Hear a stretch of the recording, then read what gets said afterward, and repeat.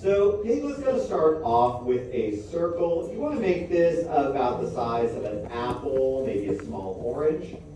And you're going to want to put this kind of right in the middle of your page. And as we begin our drawing, keep everything very light. And you don't want to draw just one circle. You'll see here, I'm drawing as many circles as I need until I have the rough shape I'm looking for. This also does not have to be a perfect circle because, well, I can't draw one, and we're just using this more as a guideline. Now we're going to be giving ourselves some construction lines, and we're going to be drawing Piglet at a 3/4 angle. So we're going to start with our first line, this long swooping arch coming in this way towards the right. And then we're going to do another one coming right across this way. And there we go. We have Piglet, everybody. We hope everyone enjoyed the class. And yeah, it doesn't look anything like it yet. But right now, the first steps we're going to be doing for Piglet is we're actually going to build up his silhouette. So the first step we're going to do is we're going to just draw this line coming right off the back end of our this head here. And then we're going to just make his cheek. Now, he's more of a baby character, so he's got these really big, chubby cheeks. Just like real kids do. I'm not making fun of kids, that's just kind of how they look. But it's going to be this big candy cane curve coming right off the side here. And it's going to be tucking almost all the way back to our center line. Now we're keeping everything pretty light for just a moment. But from here, we're going to start to find the lines we really want to keep. So I'm not going to go back in, I'm going to start locking in our lines. Now when I would say locking in, I'm really picking the lines that I want to keep, and I'm really choosing which ones to darken in.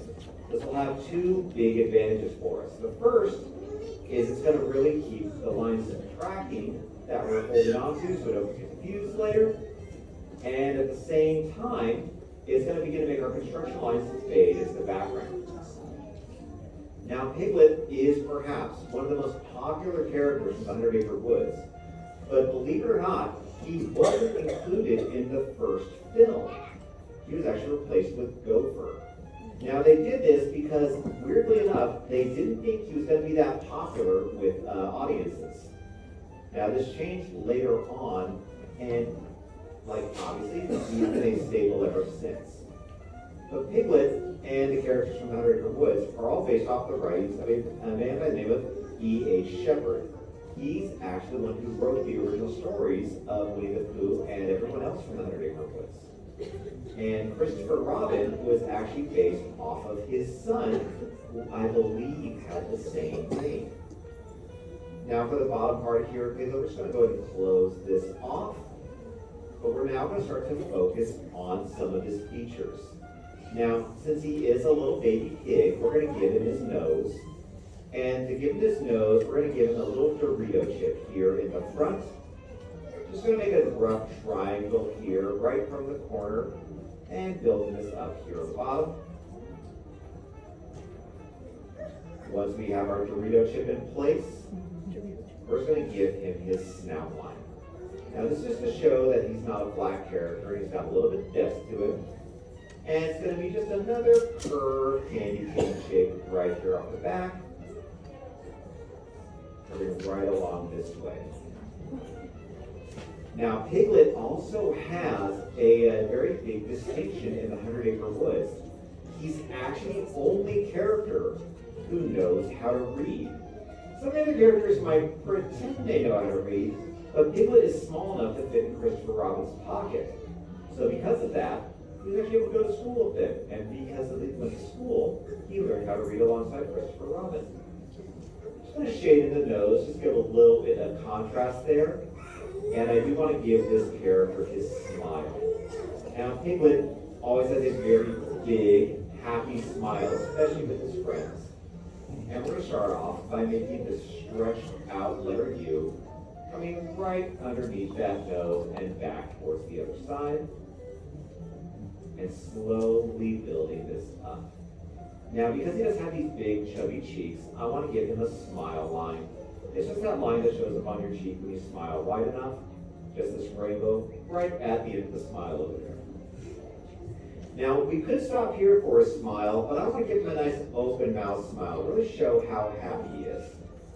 We're just going to drop one more letter U coming down, right this way. It's going to be going about a little bit less than halfway down to the bottom of our shape. Now, with his mouth open, what do you think you see at the back of his mouth here? His tongue, yeah. Now, his tongue's a really easy shape to make. It's just going to be this curved gill here at the bottom. And again, just to give a little bit extra contrast, I'm just going to shade in the back of his mouth. Bless you. I hope you're not allergic to pigs. That'd be a little awkward. But then, just a last little bit for his lower lip. We're just going to give another curved line right this way, just to show his chin. Now, we've done quite a few steps here, so I do want to do a quick check with everybody. How are we all feeling about our drawing so far? Good, and we're having fun, right? That's the most important part about art. You always want to make sure you're having a good time. Because some folks take a chance to catch up. I see a lot of people furiously scribbling at your page. That's okay. I'm going to tell you some of the fun facts I learned about this film. So, obviously, most of these characters are based off of stuffed animals. And in the first Adventures of Winnie the Pooh, that released in 1977, these same stuffed animals were in another live-action film that Disney had made several years earlier. Now, if anyone guess what that might have been, I'll give you a bit of a hint. It had to do with some children in England and a magical maid. Mary Poppins, yeah, the same voice can be seen in Mary Poppins briefly. Now, Walt did work on this film. In fact, it was the last one he worked on, but sadly he did pass before he could see it finished. So this was a very special project for the studio itself. And all the characters are based off of stuffed animals. But not all of them are filled with the same thing. There's one who's filled with something a little bit heavier, a little bit droopier.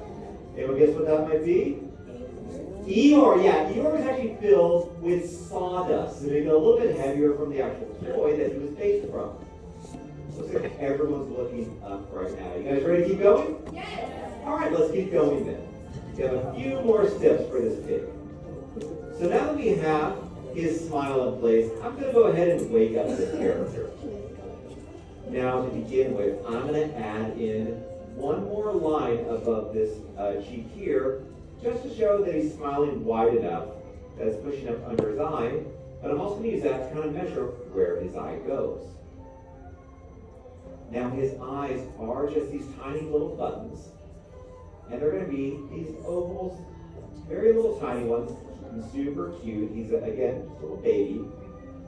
And you're going to make these the darkest point of your drawing. This will focus a lot of attention onto our characters here, and we use this to really draw any audience's attention to the characters themselves, just to really show where their emotions are at.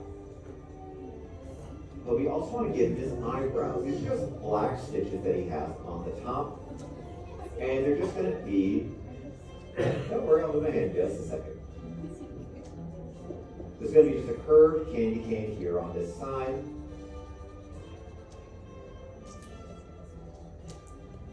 And then we're going to make one more, it's going to be a little bit of a line thread, a bit of an angle over here. Now at this point, what are we missing that's a really prominent feature on Piglet? His ears, yeah, he's got those really, really big ears. Now we're going to start off with this ear over here on the left, and I'm going to make this really large curved parentheses. It's going to be almost as tall as his whole head. Now keep this light for right now. We're going to go back in and we'll lock it on in just a moment. But from here, we're going to make just this nice, slightly curved S-curve going to the side. And then, for this here on this side, we're going to make one other big curve. This time we're going off to the right. I like to think these ears where I was able to be caught by the wind and carried a little bit away until the springs caught up with him. And we're going to do one more S-curve. We're about halfway down the side of his head here. And go ahead and start to lock these in. Now, Piglet was, in fact, a very popular character added later. But he was always much more of a timid character, much more shy about everything else. But that never stopped his friends from always reaching out to him, especially his friend Pooh, so they could spend time together and do whatever crazy adventure that Pooh had planned out that never maybe worked out the way they were intending.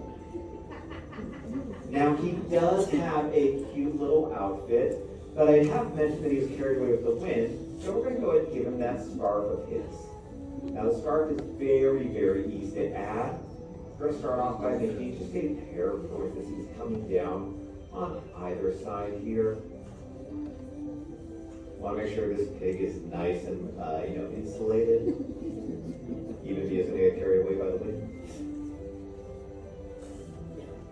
Close this off with a curved line right underneath. Now, we do have to show that scarf. It's kind of trailing in the wind a bit. Now, this is a very easy step. We're just going to make one basically partial triangle. It's going to look like another Dorito chip. If you wonder why we make so many food references here at the Academy, it's because that joke about a starving artist, it's not a joke. We're actually very hungry. I'm going to make these two lines coming down this way, slightly curving them. And then just connect these with one more straight line over here. And then we're just going to make it look like a shark fin. So bring one line curving right up over here. And then bring this straight back down. Now, because this scarf is a different color, we're going to give it a little bit of tone. But we also want to add in some of the folds for this fabric. So the first one we're going to add in is going to be just a curved line up here on the front. And then, just to show the tension line here for the scarf, one more line back this way. Now, to give some shading for his scarf, as well as his ears, we're going to use the side of our pencil. We're going to use it like a crayon to give us a nice even tone. And we're just going to go ahead and lightly spread this out. You'll also get a lovely ASMR sound. Please don't fall asleep in my class, though. My ego couldn't handle it. Now, from this point, as we're doing our shading, you are free to add in anything else you want. It would all be extra credit. Maybe you want to add in some of his other friends. Maybe you want to add in the wind streak showing him about to be carried away. Maybe you want to add in a pot of honey that Pooh lost somewhere. Whatever you want to do, you are absolutely able to do so.